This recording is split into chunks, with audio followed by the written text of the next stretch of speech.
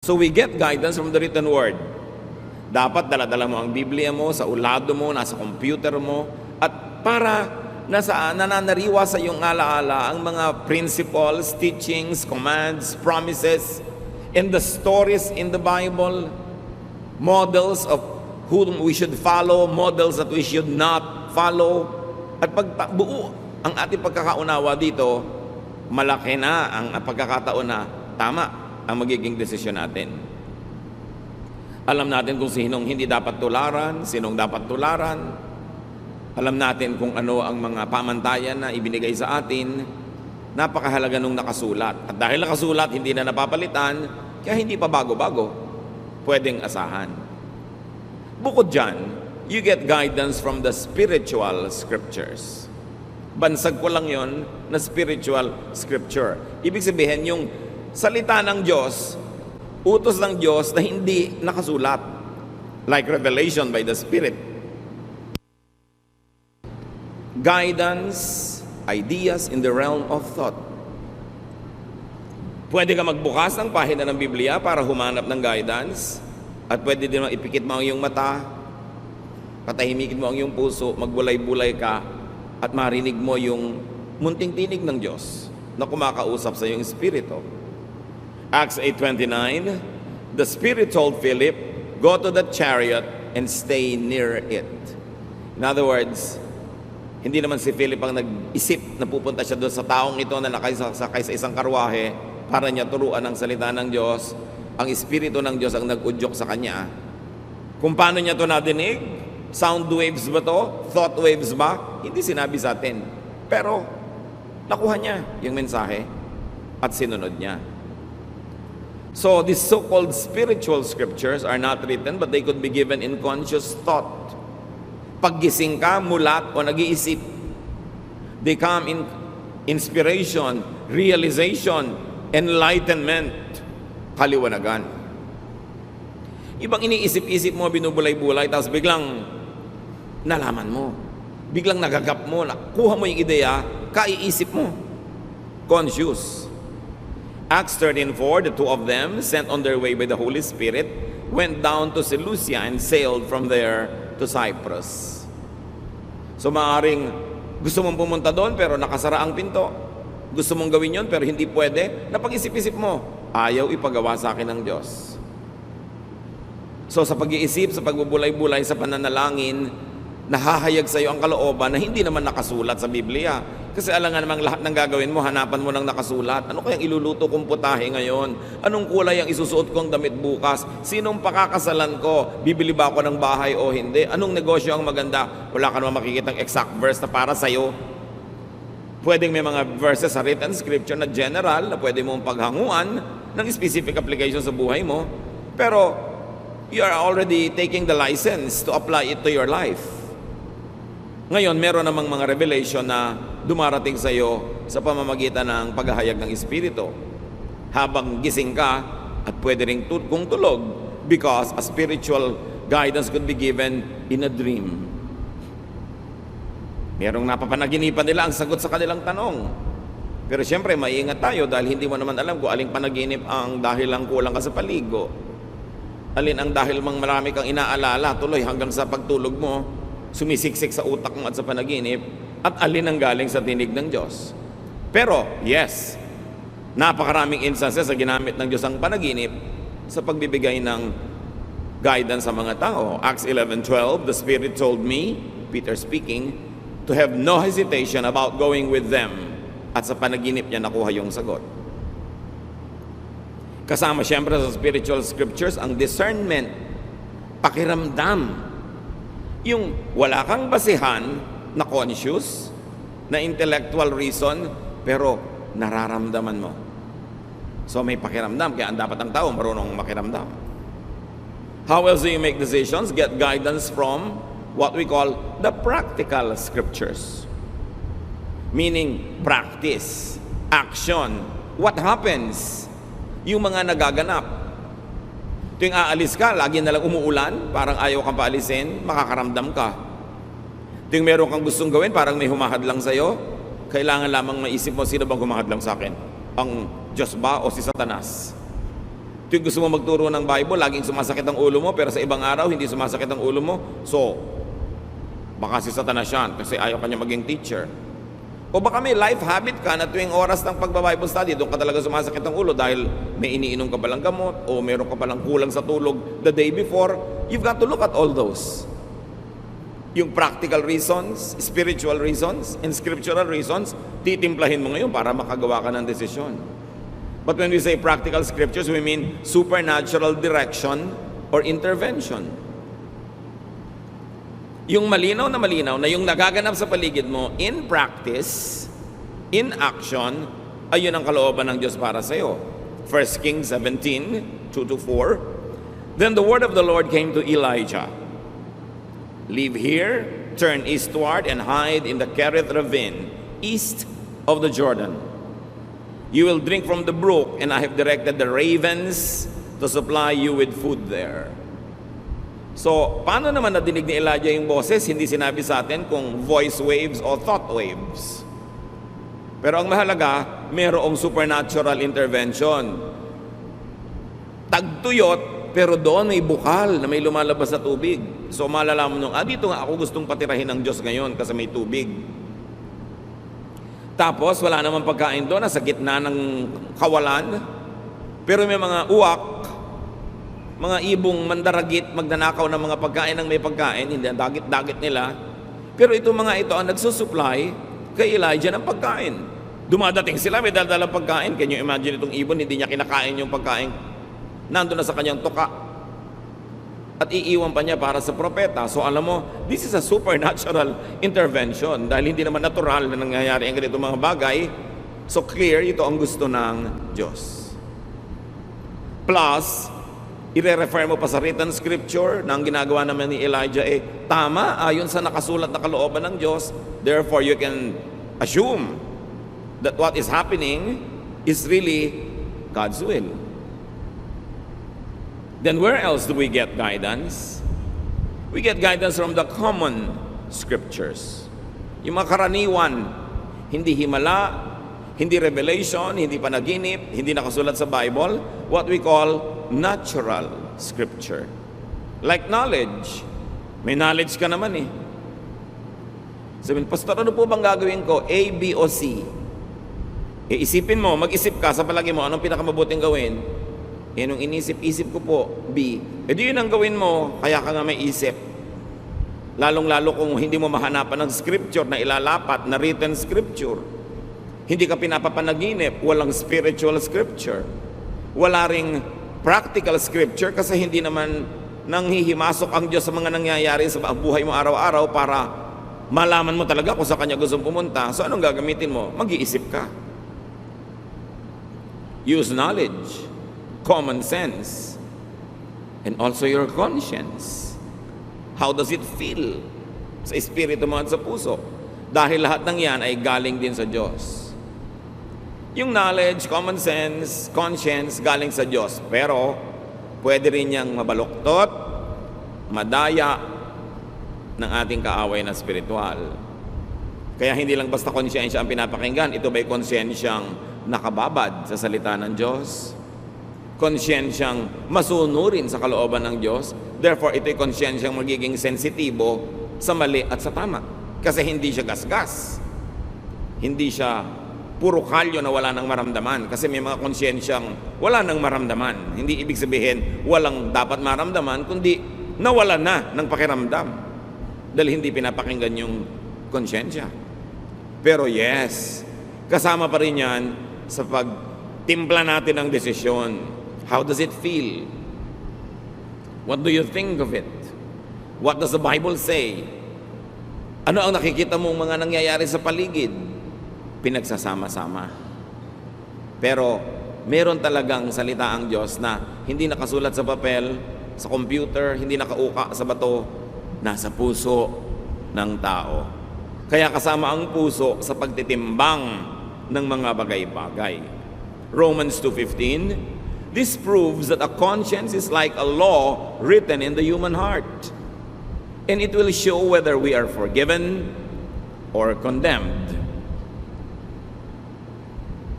So yun daw budhi, yung bait, yung konsyensya ay tulad din ng batas ng Diyos na sa puso naman isinulat. So kasama rin yon. Ano ang sinasabi ng aking puso? Ano ang sinasabi ng nakasulat na verses?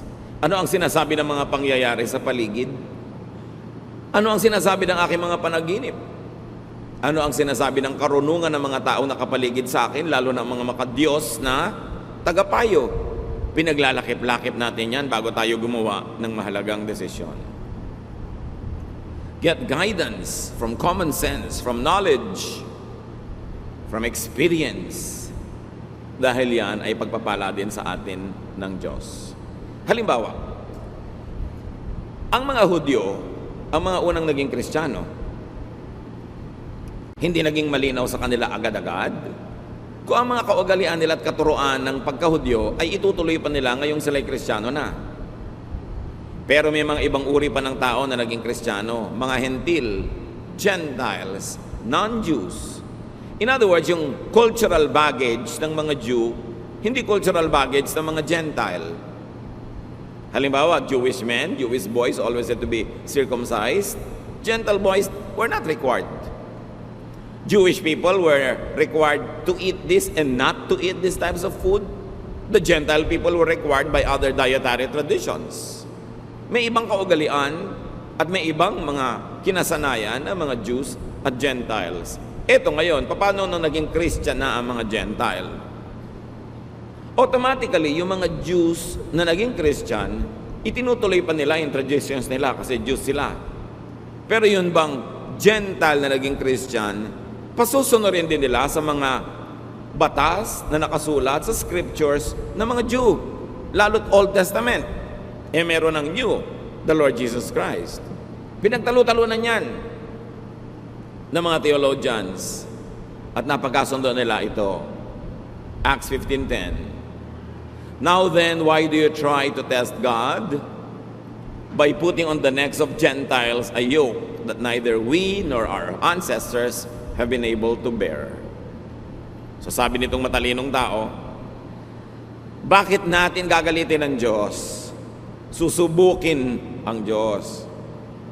Sa pamamagitan ng paggigiit natin, pagpipilit, na yung mga napakahihirap natin mga batas at tradisyon na tayo nga hindi natin masunod at hindi rin nasunod ng mga ninuno natin, ipapamana natin at ililipat at pipilitin pang sundin ng mga Gentiles sa naging Christian. Hindi pa ba sapat na maging Christian na lang sila? Huwag na silang gawing Hudyo.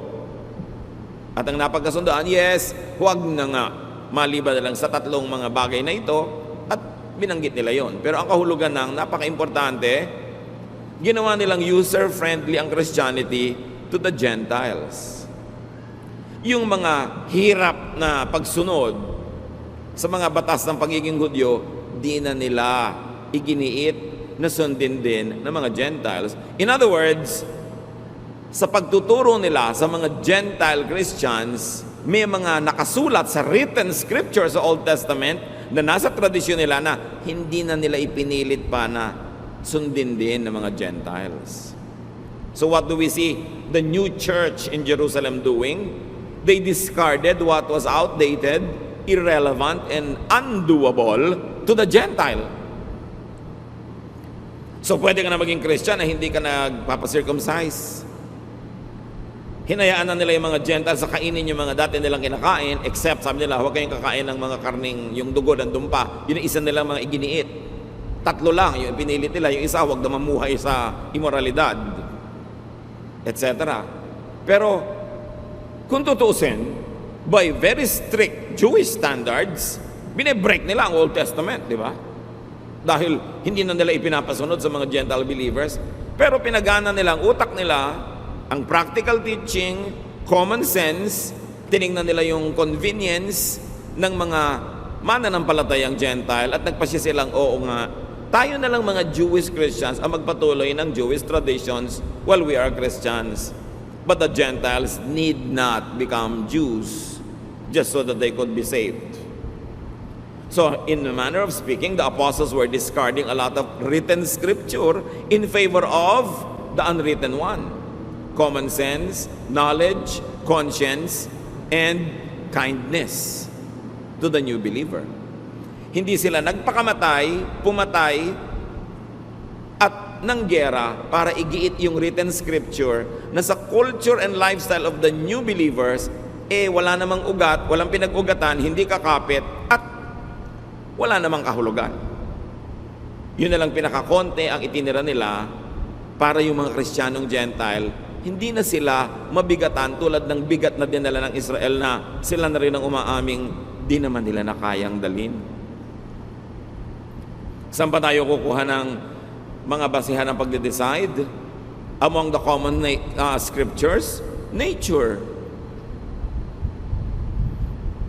Kailangan marunong ka ring makinig sa nature dahil Diyos ang lumikha niyan. Luke 12:54, He said to the crowd, "When you see a cloud rising in the west, immediately you say, it's going to rain, and it does." Yan ang sabi ng Panginoon. Pag may nakakita kayo ng senyales sa himpapawirin na may ganitong uri ng ulap, alam niyo uulan, at uulan nga. So ibig sabihin, kung nagbabala kayong mamangka, magbiyahe, maglakbay, huwag niyo na ituloy kasi uulan. Or ituloy niyo pero maghanda kayo na mababasa kayo sa daan. So, Pastor, ikakasal po ako, gusto ko maging June bride. Gusto ko po garden wedding. Iha, tag-ulan. Ano ba ang trahe de boda mo? Kapote? Hindi po, yung may mahaba pang ang buntot. Kakalad ka rin may putik dahil gusto mo garden. Ipag-pray po natin, di po ba mabait si Lord? Ikaw mag-pray mag-isa mo. Tag-ulan, hindi ko sasabihin sa Diyos na huwag niyang paulanin kasi tag-ulan eh. So kahit anong dasal ang gawin mo, ano yung faith mo, at binaha yung kasal mo, huwag ka magtampo sa Diyos because you must listen to nature. God is the author of nature. Kahit ka pastor, kahit ka banal, sumakay ka sa barkong sira, lumubog, mamamatay ka. Hindi na dadaan sa kabanalan yung lulutang ka sa tubig. Dahil sabi ng gravity at ng law of buoyancy, lulubog ka. When your weight is greater than the weight of the water that your body displaces. So, lulubog ka. You've got to respect nature. Huwag mong daanin sa dasal. Huwag kang humingi ng himala. Sumunod ka na lang sa nature. Magpakasal ka ng Pebrero, bihirang umulan. At kung talagang sure ka, ayaw mong mabasa yung mga entourage mo, edi indoors, ba't makailangang garden pa? Proverbs 6:6, "Go to the ant, you sluggard, consider its ways, and be wise." O siya, sabi din sa Proverbs, tingnan mo yung mga langgam. Matuto ka sa kanila. Ang liit-liit ng utak niyan kasi ang liit niya. Yung utak mo ang laki. Pero dapat matuto ka. Yung mga langgam, pag tag-araw, doon sila nagtatrabaho, doon sila nangongolekta ng pagkain nila, iniimbak nila, para pag nagtag-ulan, nandun lang sila sa mga lungga, tahimik sila. So dapat din, iayos mo ang ginagawa mo ayon sa panahon, sa seasons. Hindi mo makikita sa scripture kung kailan na magandang date ng pagpapakasal, pero makikita mo sa nature kung ano yung date na bagay sa motif ng kasal mo. Luke 21:29-30, "Look at the fig tree and all the trees. When they sprout leaves, you see for yourselves and you know that summer is near." Kahit sa puno, makakabasa ka ng mensahe ng Diyos. Malapit na magtagulan, malapit na magtaginit. Pag wala ng dahon ng puno ng siniguelas, alam mo na kung anong panahon. Pag nagpupulahan ng mga ponsetya, alam mo mangyayari. Nandun yun. Isa pa na pwedeng pagkuhanan ng guidance, common scripture, science. The most useful and practical science, physics. Then you can also learn from chemistry, biology. Medicine comes from that, from a lot of chemistry and biology. May sakit po ang nanay ko, ipag-pray natin. Pinainom mo na ba ng gamot? Hindi po, ipag-pray na lang natin. Painumin mo na ng gamot. Ipa-doktor mo. May pinaghihimalaan. Paano kung hindi paghimalaan ng nanay mo? Di gamitin mo yung natural, available, scientific way para siya gumaling dahil Diyos din naman ang nagsulat ng mga laws of science. 2 Kings 20:7, merong haring mamamatay na. Then Isaiah said, "Prepare a poultice of figs." They did so and applied it to the boil, and the king recovered. Mamamatay na yung hari, yung pala ang gamot lang naman konting mga dinikdik na mga dahon-dahon na itinapal, gumaling. Propeta to ha, hindi niya pinagdasal. Pinagdikdik niya ng dahon because alam din niya yung science of medicine. So kasama sa pagde-decide yun. Ipapagamot po ba namin ang nanay namin o ipapapray? E di gawin mo pareho. Pero ipagamot mo kasi yun ang sinasabi ng pinakamababaw, pinakauna na pangangatwiran, yung natural. Why go against natural law when you can follow the natural law? Si Timothy, laging sira ang tiyan. Sinabi ba ni Paul, manalangin ka? No. 1 Timothy 5:23, stop drinking only water and use a little wine because of your stomach and your frequent illnesses. So anong payo ni Paul? Puro tubig kasi pinag-iinom-inom mo, baka may mga butete pa at mga kitikiti. Tumigil ka muna ng uminom ng tubig. Ang inumin mo muna wine kasi may alcohol yan, content, mayroong medicinal content yan, makakabuti sa'yo. So dapat marunong tayong sumunod sa science. Another common scripture that you can ask you to help make you a decision is your heritage. Kaugalian, tradisyon, na maraming mga bagong born again Christians gusto agad itapon lahat ng tradisyon. Parang wala namang matututunan mula doon. Ang tagal-tagal bago nabuo ng ating mga ninuno ang kanilang mga kaugalian, trial and error through hundreds, maybe thousands of years. Surely may pakinabang ka dyan. Job 8:8-10. Ask the former generation and find out what their ancestors learned. For we were born only yesterday and know nothing, and our days on earth are but a shadow. Will they not instruct you and tell you? Will they not bring forth words from their understanding? So ano ang payo kay Job? Hindi mo naiintindihan ang nagaganap sa buhay mo? Hindi mo alam ang sagot sa mga tanong mo? Ba't di mo tanongin ang iyong mga ninuno? Para malaman mo. Kung ano yung nalaman na nila noon pa at alam na nila, para huwag ka nang mapagod na mag-aral pa ngayon. Papunta ka pa lang, pabalik na sila. At yun ang halaga ng payo ng matatanda. 20 anyos ka, may kausap kang 80 anyos. Imagine, 4 times sa buhay mo na yung naibuhay niya. Surely may maituturo siya sa'yo. Kailangan pahalagahan mo yon. Sabi niya, pag tinanong nyo ba yung mga ninuno nyo, hindi ba sasagutin kayo?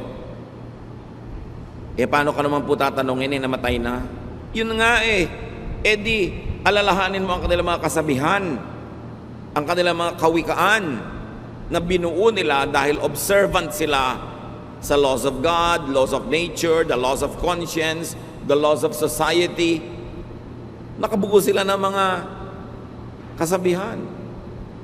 Pag sinabing putik din lang at putik, tawirin at nang malapit. Ano yon? Huwag ka na magpa-arte-arte, dumiretso ka na ng madali at na matapos. Pag sinabing ang naglalakad ng matulin, kung matinik ay malalim, hindi na maintindihan ng mga tao ngayon kasi lagi silang naka-sapatos o tsinelas. Pero nung araw, nakayapa ka mga tao, mas mabilis ka maglakad, pag nakatapa ka ng tinik, mas malalim ang baon. Kaya sabi, pag naglalakad ng marahan, kung matinik ay mababaw, ibig sabihin, kung dahan-dahan ka, hindi ka pa dalos-dalos, magkamali ka man, konti lang. Bakit nakakalimutan natin yung mga proverbs, mga kawikaan, mga salawikain? Ang tagal-tagal bago yun nabuo ng mga ninuno natin. Kaya mahalaga, may connection ka sa past. Nakikinig ka sa matatanda. Pagka ayaw ng lola mo sa nanliligaw sa'yo, 99% tama ang lola mo. Sa dami na, nang nakita niya naman nagligawan, nagpakasal, mga naniwala, na denggoy, na 1, 2, 3, alam na niya. Kaya makikinig ka. Hindi ko mo gwapo yung nanliligaw sa'yo, gustong-gusto mo na, pero yung mga matatanda sa pamilya nyo, ayaw nila. May dahilan yun. Kung di man alam ng utak nila, meron silang pakiramdam. Ayaw mo bang pakinabangan yung alam nila? Hindi mo sila papakinggan, gusto mo, sarili mo lang ang sundin mo. Para magkamali ka. Ang dami na kasi nagkamali sa buhay ng mga ninuno natin, sila mismo nagkamali, kaya alam na nila kung ano mga landas ang dapat iiwasan. Kasama rin sa common scriptures na matatawag, history. Ang kasaysayan natin. Kaya hindi marunong mag-aaral ng history, hindi marunong magtala, hindi marunong matuto sa mga nakasulat na may tendency na ulitin nila ang pagkakamali ng mga nagkamali na. Esther 6:1-2. That night, the king could not sleep. So he ordered the book of the Chronicles, the record of his reign, to be brought in and read to him. Hindi makatulog ang hari. Sabi niya, ipadala nga dito ang volume ganito, chapter ganon, ng history natin. At nag-review siya. Pinakinabangan niya ang hindi niya pagkatulog. At meron siya mga na-discovery doon na mga dapat ituwid, mga dapat gawin na hindi pa nagagawa, na ituwid niya. Kasi, nire-review niya ang history. Where else do you get guidance? Aside from the written Word of God, the Word of God written in our hearts, the Word of God that is in our conscience, the Word of God that is in the counsel of wise people, get guidance from your people's scriptures. Na binabanggit na natin kanina, ang Proverbs, mga kasabihan. Sa Bible, nandiyan ang Proverbs sa mga Jews, Proverbs sa mga ninuno nila. Meron din tayong Proverbs. At hindi masama, hindi labag sa kalooban ng Diyos na pakinggan din natin ang ating mga Proverbs. Masyado kasing glorified kasi nakasulat, canonized, authorized, yung Proverbs sa mga Jews nandun sa Scripture. Pero meron din tayo. Pakinabangan mo rin yon. Yung mga tradisyon, values of your people, the collective consciousness of a nation should be available to you when you need counsel. Anong ginawa ni Solomon? Dahil matalino siya, Ecclesiastes 12, 9 to 10, not only was the teacher wise, but he also imparted knowledge to the people. He pondered and searched out and set in order many proverbs. The teacher searched to find just the right words, and what he wrote was upright and true. So bukod sa matalino si Solomon na lumikha siya ng mga salawikain niya, sinaliksik niya ang mga salawikain ng kanyang bayan. Kinolekta niya ang mga kasabihan ng matatalinong tao, ng mga matatalinong matatanda sa kanyang bansa. At nire-write, inedit, inayos. At yun ngayon ang nababasa natin na Book of Proverbs. Kasi kinolekta niya. Kayo, kinukolekta nyo ba mga sinasabi ng lola nyo? O pinagtatawanan nyo? Kung galing kayo sa mga bayan-bayan, kung saan-saang sulok ng bansa, kinokolekta nyo ba yung mga kasabihan ng matatanda? Kasi maraming matatanda, sumasakabilang buhay na, pag inilibing sila, kasama sa libingan, ang kanilang mga kasabihan, kung hindi nyo na naisulat, wala nang makakaalam. Daang taon, libong taon bago na-develop yung mga ideas na yon. Alam nyo yung latik na inilalagay sa suman at sa bibingka, yung napakasarap na mga butil-butil na mga inilalagay sa ibabaw ng kakanin. Siguro sa isang dakot na latik, kailangan mo mga 10 nyog para mo gatain. At yung gata, lulutuin mo, ang matitira lang, yung latik na yon. Ganun ang mga kasabihan. Sa konting kasabihan, ang daming karunungan, pag-iisip, pagbubulay-bulay, trial and error ang nasangkot bago nabuo ang mga kasabihan. Tapos mawawala lang dahil namatay yung matatanda. Dapat ingatan. Dapat buuin. Your people's scriptures include living treasures, our elders. Makinig ka sa magulang, sa lola, sa mga tiya. Kahit ayaw mo nung sinasabi nila, pakinggan mo, pag-isipan mo, dahil lalo't kamag-anak ka nila, mahal ka nila sa buhay, magpapayo ba sa'yo yan ang ikasasama mo? Alam nga naman sabi ng matatanda sa meeting, halika, payuhan natin yung pamangkin natin ng ikasasama ng buhay niya para magkawasak-wasak siya. Meron kayang ganun? Dapat mo pakinggan. Proverbs 1, 8 to 9, listen, my son, to your father's instruction, and do not forsake your mother's teaching. They are a garland to grace your head and a chain to adorn your neck. So ang image dito, mga athletes na nananalo sa mga timpalak, mga manunula, mga namamalagtas, mga tumatakbo, mga kumakarera, na kung nanalo, binibigyan ng bulaklak, inilalagay sa kanilang ulo, o mga dahon-dahon, tulad na nasa ulo ng mga makata o mga bulaklak o mga medalyang isinasabi sa kanilang leeg. Sabi dito, yan ang halaga ng payo ng magulang. Makinig ka sa tatay mo, makinig ka sa nanay mo, or their equivalents in your life. Kasi makakatulong yan sa buhay mo. So, ilan na ang pagmumulan ng ating karunungan para matimpla natin kung anong gagawin natin sa buhay? The written scriptures, the spiritual scriptures, that's in your heart, your conscience, your knowledge, natural knowledge, sciences, discernment, mga kasabihan, ipapanalangin mo pa, tapos may gagawin ka pa. Di ang dami, sasalain mo siya. Para yung makakalampas lang sa salaan, ang pahalagahan mo.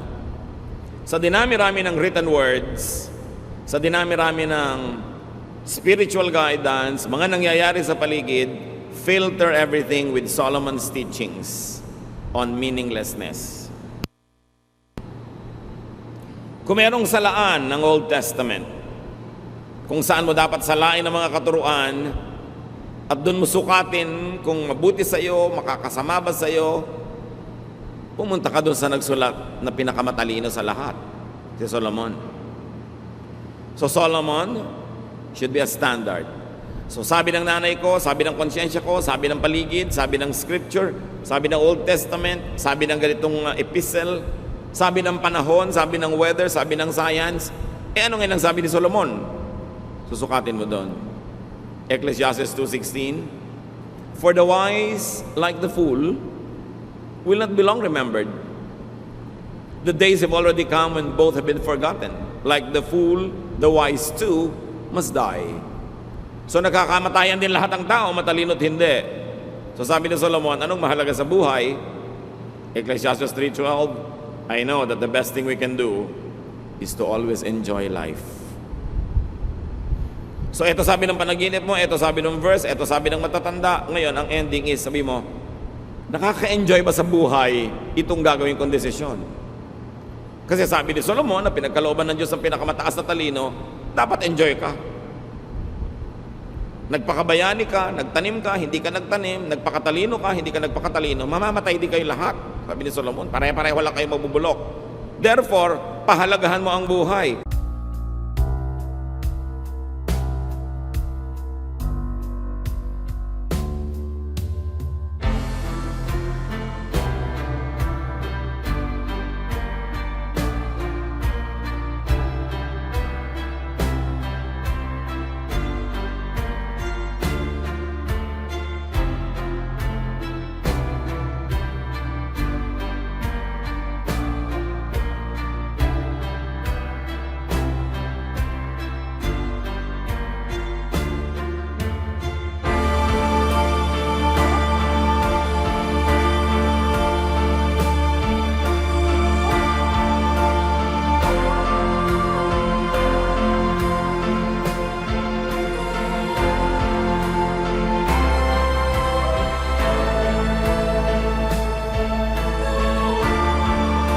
Dapat mahalaga bawat sandali, mahalaga bawat yugto, at dapat nag-e-enjoy ka sa ginagawa mo.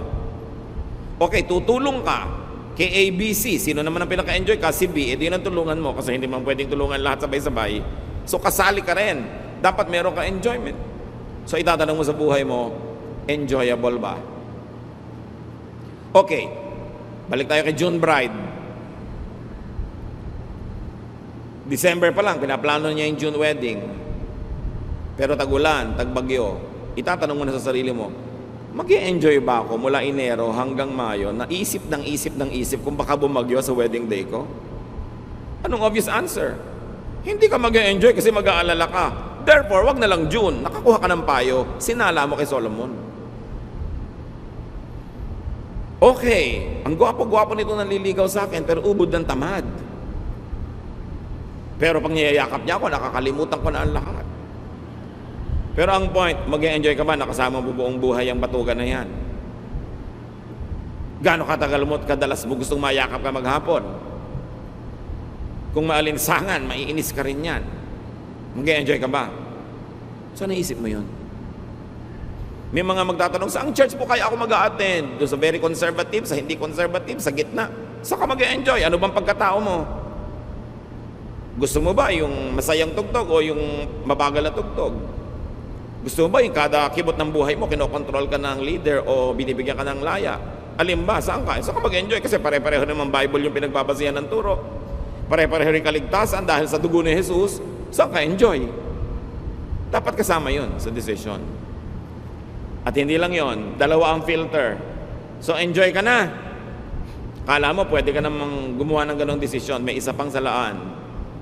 Filter everything that's left with Jesus' new commandment on love. Nakakalito ang daming commandment. 10 commandments, 613 misvots or additional commandments and regulations in the Old Testament. So 623 na yon. Nagdagdag pa yung mga disciples at mga apostles. May mga apostle pa na yung ayaw makinig sa kanila, gusto nilang paulanan ng apoy, etc. etc. So, sisalain mo uli. John 13, 34-35. But I am giving you a new command. You must love each other, just as I have loved you. So, isinet aside ng Panginoong Jesus ang lahat ng commands. 10 commandments, 613 laws and misvots, traditions, regulations. At sabi niya, eto ang kaisa-isang command na iiwan ko sa inyo. Love. Love each other. People will know that you are my disciples if you are loving. So ngayon, may decision ka na. O sige na nga, December na lang ako magpapakasal. May pangalawa pang tanong, is it loving? Magiging mabuti ka ba sa pakakasalan mo? Makakasagabal ba yung wedding mo sa kanilang Christmas traditions ng lahi nila? Mabuti ba na gawin yun sa ganung panahon? Magiging maibigin ka ba to everyone involved? Pag sabi mong yes, it will be very loving to them, then go ahead. Pero pag sabi mong teka, hindi, magiging malupit sa iba. Pinipilit ko lang, pero actually may magsasuffer. Then you know how to decide. So pag na-factor mo na lahat yung pinag-usapan natin, sasalain mo kay Solomon, is it enjoyable? At sasalain mo kay Jesus, is it loving? Is it considerate? Is it kind? Then you will know where to stand. John 9:14-16. The day when Jesus made the mud and healed the man was a Sabbath. So the people took the man to the Pharisees. They asked him how he was able to see, and he answered, Jesus made some mud and smeared it on his eyes. Then after I washed it off, I could see. Some of the Pharisees said, this man doesn't come from God. If he did, he would not break the law of the Sabbath. Others asked, how could someone who is a sinner work such a miracle? Since the Pharisees could not agree among themselves, etc., etc. Ano yung issue? May written law. Di ba doon tayo kukuha ng guidance sa written law, written scripture? Walang magtatrabaho sa Sabbath. Pero merong bulag. Ang tagal na niyang bulag, ayaw na ng Panginoong manatili pa siyang bulag kahit sang araw lang. Eh nung kumonsulta sa kanya, Sabbath, ipagpapabukas ba ng Panginoon? Hindi. Gumawa siya ng putik, tinapal niya sa mata, nakakita yung mata, kumalat ang balita, nagtrabaho si Jesus ay Sabbath. He broke the law. He broke the written scripture. Pero bakit pwedeng gawin ni Jesus? Kasi ang nangibabaw yung bagong scripture niya, the commandment of love. Alam niyo ba na maraming relihiyosong tao malupit sa kapwa-tao, lalo sa kapwa-believer, kasi ang pinanghahawakan lang niya, written word. Sabi ng verse na ganito, batuhin ka namin. So babatuhin nila yung babaeng caught in adultery. Pero ipinabato ba ni Jesus? No. Essentially, na-break din yung law na nagsasabing batuhin ang babaeng nagko-commit ng adultery. So again, the law of Jesus prevailed over the written law. Kaya pwede ba namin patugtugin itong lalaking ito na may hikaw? Bakit? may verse ba na nagsasabi hindi pwedeng tumugtog ang lalaking mahikaw? Pero di po ba masagwa? Tsaka sign of slavery nung araw, bla bla bla bla bla bla. Pero teka, anong sinasabi ng law of Jesus dyan? Pipigilin ba natin siya? So may pumipigil, may hindi. Depende kung anong scripture ang pinangahawakan. Maybe scripture of church tradition against the scripture that is written, wala naman talaga nakasulat tungkol sa hikaw na yun. So, nagkakaiba-iba ng pagbasa. Pwede ko po bang payagan itong babaeng makasalanan na ito na umattend sa church? Teka, hindi ba sabi ni Jesus, I came to seek and save the lost? Lost nga yan, ba't mo pagbabawalan? Di ba, napasagwa naman para tayong konsentidor, pinapa-attend natin, bla bla bla bla bla bla. Pwede bang sumali sa Lord's Supper ang isang makasalanan? Pagka hindi mo pinasali lahat ng makasalanan, sinong matitirang kakain dyan? Mga ipis. So, iba-iba, mga kapatid, ang attitude ng mga leaders, mga pastors sa mga churches. Kasi saan ba nakahawak? Doon lang ba sa written word? Si Jesus nga, diniscard niya yung mga written word ng Old Testament para manaig ang bagong command, the command to love. Meron din mga tradisyon sila, hindi pwedeng makihalubilo ang mga banal na tao sa mga makasalanan. Tapos ang laging kahalubilo ng Panginoon, mga makasalanan. Pero sabi ni Lord, well, I am a friend of sinners. At ang tanong ng mga religious leaders, bakit yung boss nyo, friend of sinners? Di ba dapat umiwas siya sa mga yan? Pero yun ang talagang laging kasama ng Panginoon. Maraming law sila about fasting, but the Lord hardly fasted except on one very famous occasion, yung 40 days na sinasawag. Tapos nung kinriticize siya, sabi niya, well, nandito pa ang inyong Lord, so bakit kayo magfa-fast? Mag-fast na kayo sa ibang panahon. Pag sobra ka naging technical, lagi ang pinanghawakan mo yung written verse, lalo't Old Testament pa yon, o kaya galing sa mga istriktong mga alagad ng Panginoon na mas istrikto pa kaysa kay Jesus, magiging istrikto ka rin. It's your choice. Pero sasalain mo kay Solomon, enjoy ba yan? Okay, camp ng mga kabataan, bawal mag-shorts, tag-araw, enjoy ba yan? Ang init-init. Magsuswimming ang mga young people sa beach, dapat nakapantalon, tapos papatungan mo pa ng palda, tapos naka long sleeve ka pa, at magkakapote ka pa, para walang makita ang bahagi ng katawan mo. Hindi sa bahay ka nalang maligo. So ang tanong, enjoy ba yan? Loving ba yan? Saan nakahawak ang verse? May hahawak ang verse yun, kaya pagpipilitan niya. Pero doon ka lang ba talaga kumukuha? Samantalang si Jesus, si Solomon, nagsabi na mag-adjust kayo. Sinasabi, makinig kayo sa payo na inyong mga magulang. Lahat ba ng payo ng magulang nyo? Verse? Dahil kumukuha sila doon sa unwritten verse. Common sense, experience, tradisyon. Si Solomon, nangolekta ng mga salawikay ng mga matatanda. Yung ba mga salawikay ng bayan niya, galing sa bibig ng Diyos? Written word ba yon? No. But it came from wisdom. And wisdom comes from God. Therefore, it becomes useful. So you must contextualize. Hindi ko mo may verse, bulag mo nang i-apply sa buhay ng iba. Samantalang yung sumulat at yung sinulatan, sila yung nag-uusap no, nakikibasa ka lang ngayon, ikaw ba yung kausap para i-apply mo agad sa buhay mo? Siyempre pwedeng i-apply yan, generally speaking, kaya nga merong saysay at may halaga sa atin. Pero kadita-detalyehan, kaliit-liitan ng sabi ni disciple na ganito, kay babaeng ganon, ikaw ba yung kausap? Kailangan ka bang sumangkot sa usapan na yon at yung buhay mo mawala ng enjoyment o mawala ng love? Kaya mahalaga sinasala kay Solomon at kay Jesus. Get what Scripture meant to and for the original recipients.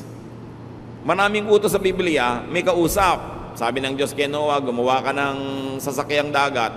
Siya ang kausap, hindi ikaw. May sinabi si Paul sa mga babae sa Corinth, di sundin nila, sila yung kausap. Pero ikaw ba yung babaeng tinutukoy niya? Ikaw ba yung pinagbebelo? Ikaw ba yung pinapagalitan niya? Kung hindi naman ikaw, ba't ka sasali sa usapan? So mahalaga.